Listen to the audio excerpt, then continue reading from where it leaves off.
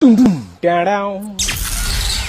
9 बजे દીપ્તિ આપડે તાર કાકી ત્યાં ગયા હતા ને તો એમ તારા 100 રૂપિયા આપણે મને આપી દીધા હતા. લે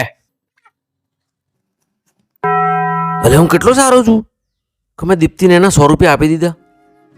મારા જ જગ્યાએ બીજો કોઈ પતિ હોત તાર રૂપિયાને પોતે જ રાખી લીધા હોત. મારામાં કંઈક તો અલગ છે જ, નહીં તો આ જમાનામાં આવું ભલું કોણ કરે? બધા કરતા અલગ વિચાર છે મારા.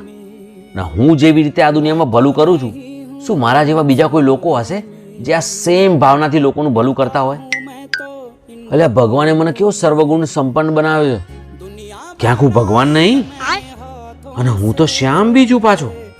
તો હોઈ શકે કે હું કૃષ્ણ ભગવાનનો બીજો અવતાર છું. એટલે પણ મારી આજુબાજુ ગોપીઓ કેમ કદી નહીં હોતી? અને મારું સુદર્શન ચક્ર ક્યાં છે? કદાચ એવું હોઈ શકે ને કે આવતા 2-5 વર્ષમાં મારી બધી શક્તિઓ અનલોક થઈ જશે. હા, કઈ નહીં, ત્યાં સુધી હું બધા લોકોને આશીર્વાદ તો આપી જ શકું છું. સૌભાગ્યવતી ભવ.